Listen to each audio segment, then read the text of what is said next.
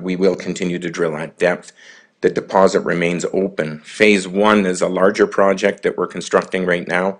I'll get on to the autonomous trucking. It's the first mine in North America utilizing a fully autonomous trucking fleet.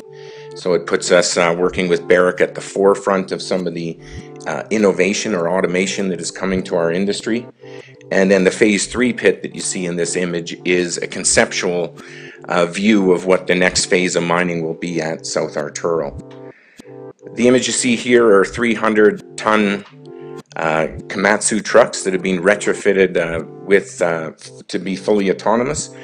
As of last week, we had 3 trucks, fully autonomous trucks working. There are no people in these trucks. This is what we call the racetrack. Our chairman John is sitting there, or standing there, and these trucks are working within approximately a foot of each other now, based on the computer system. One of the most state-of-the-art GPS systems that you'll find operating anywhere in the world. And the mineralization here is primarily being milled at either the autoclave or the roaster at Goldstrike, which is located 5 kilometers from us. The mine is operated by Barrick, and all of the processing occurs at Barrick's site. The underground mine that you see here is in this image is phase 2. In this image, the power lines are fully constructed now, so we have power. We're just building the offices and shop in the bottom of the phase 2 pit, and the east portal is now being collared, and we're starting to drive the 2 ramps. There will be some ore from the west ramp that will be processed this year, but it won't be material. The phase 3 project is not currently in the official mine plan, but we hope with the continued drilling we're doing there that phase 3 will move into the mine plan by next year. The pit design that the resource was done, you can see in white. Right at the very bottom left of that image, the last step out hole, we intersected, like I said, 117 feet at half an ounce per ton, and below that 226 feet of 0.09 ounces or 3 grams. We are drilling in that area this year, and with success we expect that there could be a pretty material increase to this pit, and it will be moved into the mine plan. We're also in the upper parts drilling heap leach ore with the view of potentially building a heap leach plant in the future. It's a granitic body that is fractured prettily and gave the open spaces for veins to come in, and that's why we think, in part, why we have this deposit. The Marathon deposit itself now is over 2 million ounces if you count the inferred, and growing. A town 15 minutes drive away, paved highway crosses the project. You can drive your Mercedes right to the showings. There's a railway that goes all the way to the smelter at Schlechteham. There are hydro plants in the area and power line corridors that go across the property. If you were going to design a mine, where would you put it? This is the kind of location to have a great project. And that's some of the geophysics showing other targets that have not been tested yet, many of them. So the elements of success are here. Our team put the deal together, and we brought in Agnico Eagle as a technical joint venture partners, and they are top-notch. We make a news release once a month, and next February we'll have an update of the resource estimate. We have strong institutional investors who understand what it is we're trying to achieve. We have a management team that's done it before, and we've got a target and a project that really deserves this kind of an approach. To me, it's a wonderful location. And besides, you can have pickled herring for breakfast in this location. In exploration, you just heard a development story in Sweden and Finland, and really what we're focused on is exploration in Southeastern Europe, in Serbia and Bulgaria. The 2 commodities that we focus on are copper and gold, and that's primarily because that's what the majority of the systems there are. And we do have a model where we're not looking to become miners. We are looking to make a discovery and then really joint venture those deposits with miners that are looking for projects. So 2 groups that we have interested in the jurisdiction today are Jogmec and Freeport, and I'll explain those transactions in a bit more later in the presentation. In terms of a team, our focus is to have a really good local experience. Our team, our exploration managers have about 25 years of experience in the district in terms of exploring. They've seen a lot of the deposit styles. And then what we do is we augment that with international experience globally with consultants that come in and help us evaluate the prospects and really develop the programs. In terms of capital, as you know, exploration is high risk. Not every project works out. And really, as a company, one of your key criteria is to make sure that you can continue funding these assets. And I think a big part of that is making sure that the maximum amount of dollars do, in fact, go in the ground. So we have a good rate of about 75% of every dollar we spend goes into exploration. One of the great things about Eastern Europe is that it's a great jurisdiction in terms of infrastructure. So if you think about a lot of the projects that you're looking at today, probably a good quarter to a third of the capital expenditure for getting that asset online is going to be just getting yourself to site. Whereas in Eastern Europe, that expenditure has pretty much been made for you. And so really, as an operator going forward, you're looking at what's the ultimate grade cutoff that I'm looking for in economic operation, knowing that part of my capital expenditure has already been covered in the district. So how are we going to do all this? We are going to do it with drilling. And I see we have the wrong presentation. In the town of Brad here, they had an underground epithermal gold mine for 80 years. Signed for the town as a mine cart, so we talk about social license all the time in mining. These guys want mining back into this town. 3 porphyries, all about 2 kilometers apart from each other. That location is about 3 kilometers away from the town of Brad, where there's rail right to that town, so Con can go by rail or truck directly from Brad into the much improved infrastructure on a highway basis in Romania. We're going to focus on the Kolnik deposit as we go forward as our staged approach, but again, split equally about Kolnik and Rovina are 2 open pittable assets, while Chirasata is a underground block cave target. Big resource. This is top 20 gold resource globally, undeveloped. We're talking about 11 million ounces M&I. Grade is always a discussion to have with people, but porphyries are always, lower grade, big tons, but recoveries here are quite good, and I'll get to that in a second. This is open pit at surface. The feasibility study is underway with SRK and Osenko. We just completed met test work at a feasibility level. So Kolnik is, roughly going to be about a 20,000 ton a day open pit operation, likely about a 14-year mine life on that project. Dry stack tailings and no use of cyanide. We'll be focusing optimizing the pit walls as we go through the feasibility study here, and the recoveries we'll talk about just right as we move forward here.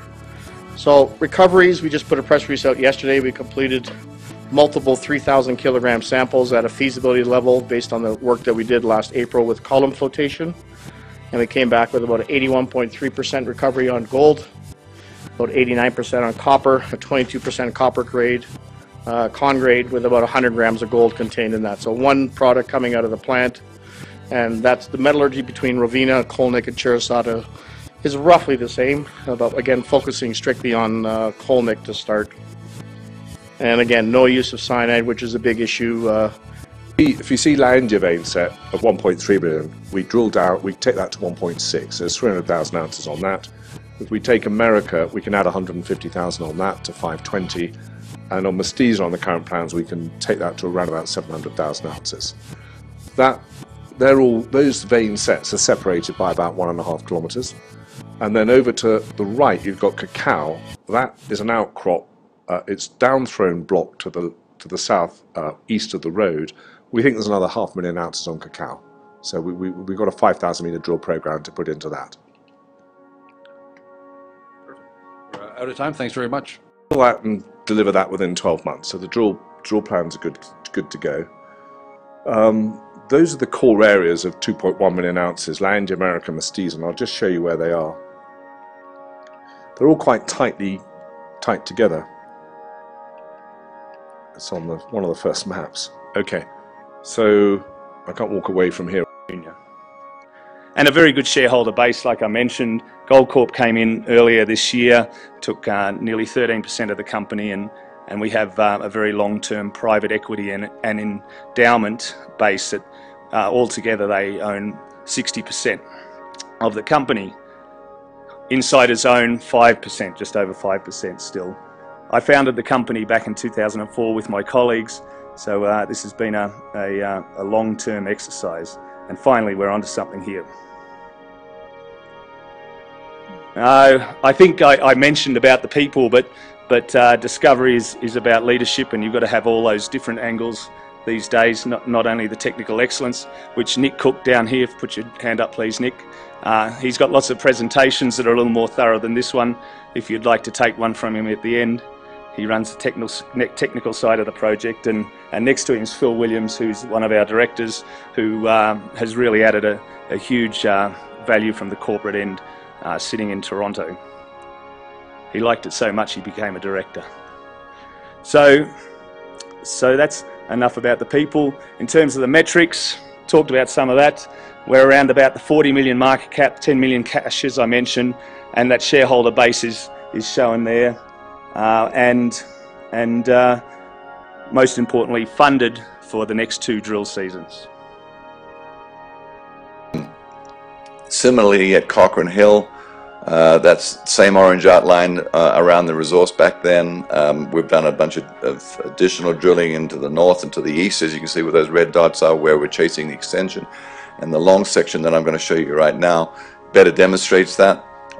You see we've got some really nice hits in the last 6 to 9 months at depth, and with a pit optimization, a rerun of that pit optimization, which the old one is that black line that you can see there. That was dating back to the July data.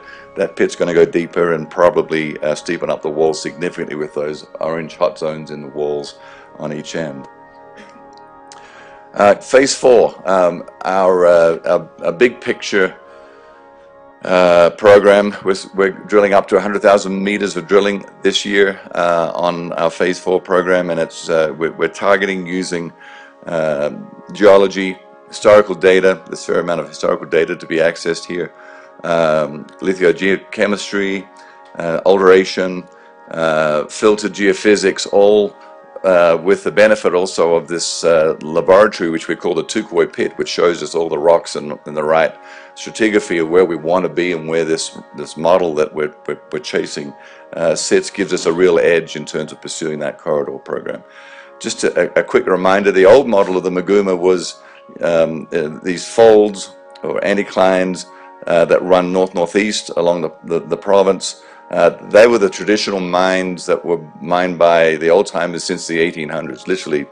And all 4 of these deposits that we're currently in our reserve and life of mine plan were mines that were mined by the old-timers. Our new model recognizes what we call the dispersed or disseminated mineralization in the weaker argillite rocks wedged in between some greywackies, and where we get that coincidence of the quartz veining as well as a halo of dispersed mineralization in the argillite is our new model, particularly where it is at surface, because that's where we get the best economics. That's our strike extent of the Phase 4 program. It's essentially a very methodical traverse across the key structure, and that's where we're going to spend 100,000 meters. Exploration crew from Kittilä have moved to Barsele. So it's the same team that did the work at Kittilä is currently on Barsele. Positive results to date is the deposit remains open in all directions. We continue to drill, and as we speak here this afternoon, there are 4 diamond drill rigs turning and a base of till rig that's testing the glacial till in the area, which is a 2 to 10 meter thick glacial till. We have also made discoveries along trend from where the resource deposits have been identified, and that's expanding our target areas, and I'll mention Risberget. This particular map is not the whole project, but it does show the area in pink has been permitted for the next level up. It's permitted for exploitation, and in that 3-kilometer zone that's in pink, the major pink block there, with the yellow are the panels of gold and the shear hosted gold deposits. You can see where Risberget is. That from one side of that to the other side is about 8 kilometers, and we're finding gold along that whole trend. The exploration drilling is now happening between Risberget and the Shirisen zone next to the lake. Okay. Multiple gold intercepts.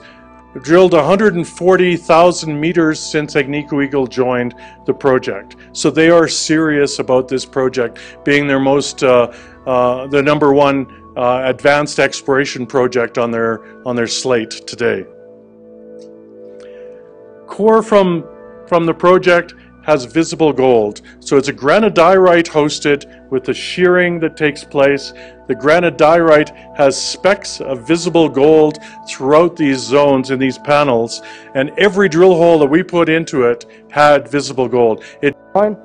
We, just like we've done at the actual mine itself and all that data, we've been pulling in 20 years of historic work and systematically going through that and building a new plan to take our exploration going forward. So we have completed, some localized drilling. We did 4,500 kilometers of detailed UAV magnetics with a local company, and we're currently doing beta till drilling to start working on some of these targets that we've discovered. But it's all been about integrating that historic data with the new data we're getting, and we've just employed a new exploration manager to join the team with a lot of experience in West Africa, and she's just driving forward that target generation and, most importantly, the ranking of those targets that we have. Is just how depleted the copper project pipeline is. It's really at multi-decade lows, and that's the consequence of long years of underinvestment and the tough markets that we've been in. However, you're starting to see that advanced projects with the permitting taken care of and kind of on the pathway to production are getting some really decent prices. So some of the recent transactions for advanced projects, Quellaveco held by Anglo American, and then the Timok project held by Nevsun, those transactions have happened at that 0.8 to 1 NAV. So we think that there's good value to be created by taking these projects a little bit further than maybe you would have had to do a couple of years ago. That said, there's still a real disconnect between the strong long-term outlook for copper, which we feel really strongly about, and equity market valuation. So I think for the longer-term investor, that creates a lot of opportunities in companies like NGX. And I think one of the other things that probably a lot of people in this room will sympathize with, but I think is underestimated by a lot of investors, is just the difficulty of finding and developing new mines. I think it's really significantly underestimated. And a statistic that you see out there, which I think is pretty accurate, is that only 1 in 1,000 grassroots projects makes it all the way. And sometimes a visual gives you a feeling for the extent of that challenge. There's 1,000 blue boxes on this, and it's really only one of those that turns into the unicorn that we're all looking for, that's worth a whole lot of money. And I think it's that scarcity value of advanced projects that I think underpins the value of NGX. So what's that we think we can quickly move next year to a drill testing stage. So really developing a pipeline of projects. Our approach here in the belt is really to take a systematic approach to exploration, to take a long-term approach, much like Alexco, our neighbor, has done, building resources and advancing these.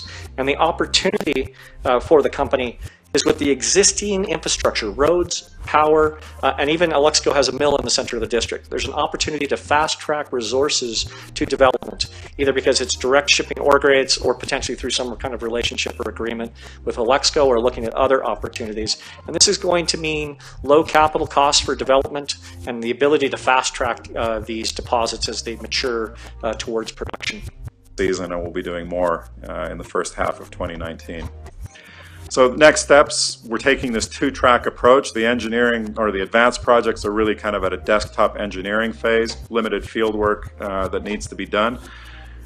We're on track to complete a PFS by early 2019, and then we'll start the permitting, water rights, and then we'll assess whether we move that whether there's value in moving that project further ahead into feasibility, and then we'll look at options if we think there's value to be gained from another spin out like what we did with Filo. We'll look at that. We're very flexible on the business side, and then the new projects is an important effort that's going on in the background.